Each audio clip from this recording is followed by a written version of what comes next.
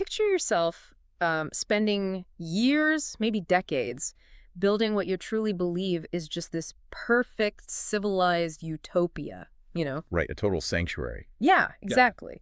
You have your community around you, you've pooled your resources, and you've built this beautiful place that operates entirely according to your highest moral and spiritual ideals. Everything is harmonious. Everything makes sense. Right, and then, like, almost overnight, the floor drops out. You lose everything. It's completely gone. Millions in property seized, the homes you literally built by hand gone. You and your entire community are suddenly exiled, stranded in this harsh, unforgiving desert. It's the ultimate nightmare scenario. Oh, completely. Yeah. You are sleeping in dilapidated shacks, and you are literally drinking toxic water just to stay alive. Right, for any community leader or builder, we're talking about a complete, devastating system shock. Yeah. Moving from a state of absolute security and ideological triumph to just a state of absolute grinding peril. So what do you do? I mean, how do you react when the universe hands you that kind of reversal? Do you lash out at the world that took everything from you? Or do you give up? Right. Or do you double down and turn inward? That is the exact tension we are exploring in today's deep dive. We are unpacking a highly specific, totally fascinating primary source document Yeah, it's a translated letter from April 2014, titled, "Thank You, the Children of the Greatest Creator." written by a man named Swufeng, who was the founder and leader of a communal group known as Lifechanyuan. Exactly. And our mission today is to explore this document as a window into the human psyche. It captures human beings in the crucible of extreme, devastating loss. It really does. We're going to examine the intense, almost unbelievable friction between the raw demands of physical survival and, like, the rigid demand to maintain unyielding spiritual and moral ideals. Which is such a wild contrast. It is. Now, just to be completely clear right up front, Su Feng's letter contains some very heavy critiques of society, of laws, and of government. Oh, definitely. Yeah. He does not hold back. No, he doesn't. But our goal here today is purely to analyze the ideas and the psychology presented in this text. We aren't endorsing his worldview, and we aren't taking sides in the political or legal struggles of this group. Right. We are simply exploring the coping mechanisms of a community pushed to the absolute brink. Which is why this text serves as such a remarkable psychological artifact. Yeah, it allows us to see, basically in real time, how a specific utopian ideology attempts to insulate itself against catastrophic real-world failure. Like, when the walls are literally falling down, what stories do people tell themselves to keep going? Exactly. Okay, let's unpack this, because the sheer scale of the collapse described in the opening of this letter is, well, it's staggering, and we need to understand the stakes here. Yeah, the context is vital. Xufeng lays out the timeline starting in November 2013. Right. He says Lifechanyuan endured intense suffering over several months. 3 of their community branches, these were actual physical locations they had built up, cherished, and lived in, were completely disbanded. Just wiped out. Yeah. They lost properties worth 26 million yuan, and 150 people were abruptly forced out of their homes. He describes it in the letter as a fall from heaven to the earth. And that phrase, from heaven to the earth, it's crucial to understanding his mental state. It isn't just a devastating financial loss. No. It is an ontological shock. Ontological shock, meaning their entire understanding of reality, of what is true and safe in the universe, has just been completely shattered. Precisely that. Their worldview was built on the idea that they were living in harmony with universal truths, creating a literal heaven on earth. Right. When that is destroyed, the mind really struggles to process the contradiction. And the physical toll this takes on a leader is profound. Oh, it's brutal. Xufeng writes with alarming vulnerability about his own physiological breakdown in the wake of this shock. Yeah, he does. He talks about facing crushing pressure that leads to breathlessness. He is suffering from severe insomnia, getting maybe 3 to 4 hours of sleep a night. His vision is even blurring. He writes about his eyes becoming physically weak. It's as if his body is physically manifesting the collapse of his world. Well, we can actually look at this through the lens of neurobiology, because what he is describing makes perfect medical sense for extreme chronic stress. Really? Oh, yeah. When you are a leader responsible for 150 suddenly displaced people, your amygdala, the brain's primary threat detection center, is firing nonstop. So you're just constantly on edge. Right. Your body is perpetually flooded with cortisol and adrenaline. That breathlessness he describes, that is a classic physiological symptom of a prolonged panic state. Where the body is like preparing for a fight or flight that never resolves. Exactly. And the blurred vision can be caused by the pupils dilating constantly in a state of hyperarousal, combined with the sheer cognitive exhaustion of chronic insomnia. The biological cost of leadership during a crisis. Because his brain is essentially trying to keep 150 people alive while functioning on a fraction of its normal restorative sleep. And it's not like they relocated to a comfortable hotel to regroup. No, the reality on the ground is incredibly bleak. They migrate thousands of kilometers away to the Gobi Desert. Right. They are living in rundown, dilapidated houses. But the detail that really highlights the desperation is the water. Oh, the water situation is awful. He writes that they are drinking bitter, carcinogenic, saline alkali water. Wow. I mean, to put yourself in his shoes, it's like being dropped into a brutal survivalist reality show. But there are zero safety nets, no cameras, and you urgently need cash just to exist every single day. It represents a profound, violent shift in their hierarchy of needs. They spent years at the very top of Maslow's pyramid, right? Yeah, focusing on self-actualization. Focusing on spiritual growth, building a philosophical utopia. Then, in an instant, they're thrown straight down at the very bottom. Physiological survival. How do we find water that won't kill us? How do we find shelter? Exactly. How do we sleep? But I have to ask, isn't this just spiritual bypassing? If you just sit there in the dirt and tell yourself the toxic water is a cosmic test, aren't you essentially brainwashing yourself? That's a very fair question. Like brainwashing yourself into complacency so you don't have to face the terrifying reality of your own helplessness. Yeah, I see what you mean. It is so easy to preach peace, harmony, and high-minded ideals when you are sitting in a comfortable commune that is heavily funded. Right. But how on earth does a leader keep a community together and keep them peaceful when the water they are drinking is literally poisoning them? Human nature dictates that people get angry, they get desperate, they turn on each other. Well, what's fascinating here is how Shefeng actively navigates that exact tension. He doesn't ignore the dirt. Okay. He establishes a stark juxtaposition between their basic survival needs and their desperate desire to remain what he calls civilized. Ah, civil. Yeah, he explicitly states in the letter that while they managed to survive the initial shock, remaining as civilized people rather than reverting to a primitive or brutal state is a massive ongoing challenge. So he is drawing a line in the sand. Exactly. He is telling his followers, essentially, yes, we are in the dirt, but we are not of the dirt. It functions as a defense mechanism against losing their core identity. If they act like animals fighting over scraps in the desert, then the society that exiled them was retroactively proven right. Well, that's a great point. By demanding they remain civilized, he's weaponizing their manners. Maintaining their civilized behavior becomes their ultimate act of defiance. Right. If they break down and become savage, the ideological battle is lost entirely. Which is an incredibly heavy burden to place on people who are barely sleeping. And to understand how he justifies that burden, we have to look at how Svang views the outside society that put them in this position. Right. Faced with this disaster, the human mind demands an answer to the question of why. Why is this happening to us? Yeah, and he does not mince words in his explanation. He claims that the Constitution and the laws of the outside world do not protect human dignity, but rather they only maintain slavery.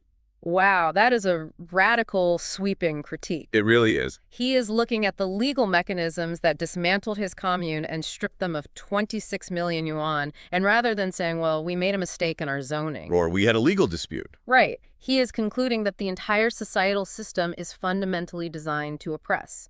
He goes even further, too. Yeah. He says society's morality inherently favors brutal, ignorant, and backward consciousness and completely rejects innovative, civilized lifestyles. Basically, he is saying, we aren't failing because our ideas are bad. We're being crushed because our ideas are simply too good for a backward world.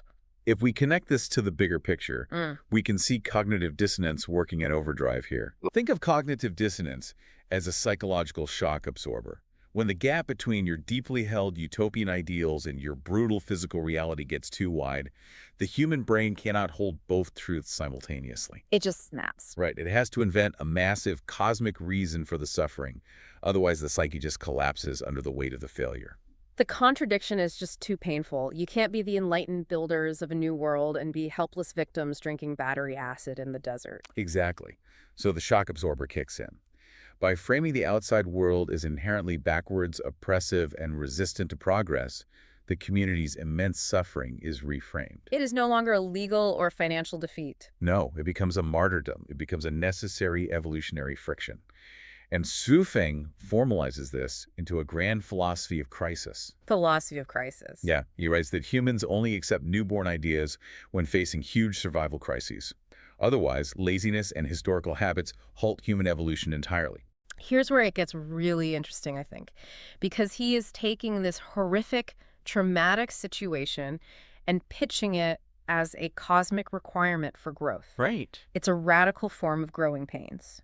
He's arguing that systemic adversity isn't a roadblock. It is the only engine capable of overcoming human inertia. It is a brilliant mechanism of reframing. He is telling his displaced, exhausted followers that their current suffering is not a punishment, but a privilege. Wow, a privilege. Yeah, it is the catalyst required for their evolution. You know, have you ever found yourself stuck in a rut in your own life, just like coasting on autopilot, perhaps in a job you dislike or a situation that isn't working? Oh, for sure. And it took a massive, painful crisis, a sudden firing, a severe breakup, a health scare, to force you out of your own laziness and make a necessary life change. Oh, absolutely. That's a very common human experience. Right, and Schwimping is taking that deeply relatable, very human experience of needing a push and applying it to the macro evolution of an entire society. He's saying humanity as a whole is too lazy to change unless its back is against the wall. Functionally, it is an amazing mechanism of leadership in a crisis because it gives meaning to the meaningless. Right. If the carcinogenic water is just bad luck or bad planning, it's a tragedy that breeds resentment. But if the carcinogenic water is a crucible specifically designed by the universe to test and evolve their souls, it becomes a mission. It gives them a reason to endure. Exactly. So, knowing that he views this suffering as a painful but necessary catalyst, how does he expect his followers to actually behave in the face of it? Because this is where the document shifts from a philosophical critique of the outside world to an incredibly strict set of internal demands for his people. He outlines the reaction of his followers, whom he refers to as Chanyuan celestials, over the past half year of exile. And he claims that absolutely no one complained. No one. No one backed off, no one shouted at him as the leader, and no one did extreme things. He says they accepted it silently. Which honestly strains credulity. A bit, yeah. 150 people lose their homes, their life savings, they're sleeping in hovels, and no one complains. Not a single person yells at the guy in charge when the water tastes like salt and alkali. It's hard to imagine. But even if we assume some level of exaggeration, the fact that he praises this behavior sets an ultimate, uncompromising directive for the future. Right. He writes that they must never hurt Mother Nature, society, living beings, or any nation. It is total, radical pacifism in the face of perceived total aggression. Yeah. And he couples this external pacifism with a rigorous internal demand. He talks about the priority of purifying the soul garden. The soul garden. Yes. He demands the absolute elimination of selfishness, jealousy, greed, arrogance, fear, and resentment. Those last two. Fear and resentment. Those are the two most natural, biologically hardwired responses to losing everything and being exiled to a desert. Totally. Your brain is screaming at you to fear for your life and to resent the people who took your home. And Xu Feng is looking at his people and saying, you must excise those emotions entirely. Weed them out of your soul garden.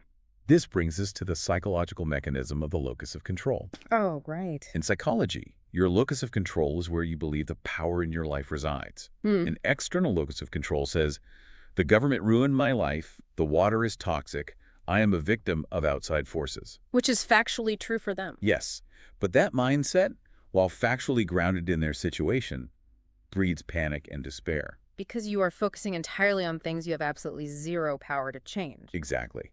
But an internal locus of control says, my power lies in how I react. Ah, I see. By forcing 150 people to hyperfixate on their internal emotional state, their soul garden Shuifeng gives them a task. He gives them agency. That makes a lot of sense. Because if you have 150 traumatized people, panic contagion is a very real, very dangerous threat. One person starts screaming about the water and suddenly everyone is rioting. But if everyone is solely focused on not feeling resentment, on policing their own internal greed and fear, the group dynamic remains stable. Shifting the locus of control entirely inward is the ultimate crowd management technique in a survival situation. So what does this all mean for the people actually living it? To me, it sounds like stoicism on steroids. That's a good way to put it. It is like trying to keep an internal Zen garden perfectly raked, every grain of sand in place, completely serene, while a Category 5 hurricane is actively blowing your house down around you. Yeah. You are standing in the wreckage of your life, the water is destroying your health, and you are being instructed, do not feel resentment, do not feel fear. This raises an important question, though. How does a human mind practically execute this under duress? Right. You cannot just command someone not to feel fear without giving them a cognitive tool to process the terror. And Shuefeng provides that tool. He does, through the concept of letting nature take its course. He tells them to accept heaven's birth, growth, punishment, reward, destruction, and prosperity as a natural package deal. He explicitly tells them to firmly believe in the greatest creator and in karma. Karma serves as the ultimate psychological anchor in total chaos. If you truly believe in a perfect cosmic balancing of the scales, then you don't need to carry the exhausting burden of resentment toward the people who seized your property. Because karma will handle them. Exactly. The universe will balance the ledger. It outsources the burden of justice. Yeah. If the universe is keeping score, you don't have to waste your precious, limited energy seeking vengeance. Right. You can just focus on raking your own internal Zen garden. You Yeah. can focus on being civilized even when the world is acting completely uncivilized toward you. Yeah. And I guess the same goes for fear. Yes, you don't need to feel fear about your current destruction, because this destruction is just one phase of a divine natural cycle. Like winter preceding spring. Exactly. Trusting in karma and natural cycles outsources the anxiety of the future to the universe. It is a profound survival strategy that shrinks their world down to the one and only thing they still have absolute sovereignty over, which is their own minds. It's incredibly powerful and incredibly tragic all at once. It really is. We are looking at a document that captures the profound human struggle to climb to what Sufin calls the highest states of life, while simultaneously being buried in the absolute lowest, harshest conditions of physical survival. It's the ultimate stress test of an ideology. It highlights the dual nature of the human experience so perfectly. We are biological creatures strictly bound by the brutal physical need for clean water and shelter. Yeah. But we are also relentless meaning-making machines, capable of constructing elaborate, cosmic philosophical frameworks to transcend our physical suffering and protect our shared identity. And while you, listening right now, might not be exiled to the Gobi Desert and you hopefully aren't drinking alkaline water. Hopefully not. Yeah, hopefully not. The core tension we've explored today is universal. We all face moments where our deeply held ideals, our core beliefs about fairness, justice, or simply how people ought to treat one another, are put through the crucible of harsh, unfair realities. We really do. We all have moments where we are tested by circumstances far outside our control, where it'd be so much easier to lash out, to become bitter, and to let our own soul garden become entirely overgrown with the weeds of resentment. The document challenges us to consider where we place our own locus of control when our external circumstances collapse. Right. Do we stare at the wreckage, or do we tend to the garden? It leaves us with something really profound to chew on. Consider Shuefeng's philosophy of crisis. The idea that human laziness fundamentally prevents evolution until a severe crisis forces our hand. Yeah. And then consider his strict demand for the intense internal discipline of the soul garden to survive that crisis. It's a lot to process. If it is true that humanity only truly evolves, only truly hardens its resolve and purifies its intentions when our backs are pressed firmly against the wall, is it possible that our modern comforts are actually what is keeping us from evolving? What if the very things making our lives easy today, the convenience, the endless safety nets, the lack of true existential struggle, are the exact things preventing us from reaching our own highest potential? It's a challenging thought. If the crucible of suffering is required to build that kind of profound internal resilience, what happens to the human spirit in a society that attempts to entirely remove the fire? Something to think about the next time you pour yourself a clean, safe glass of water. Until next time, keep digging.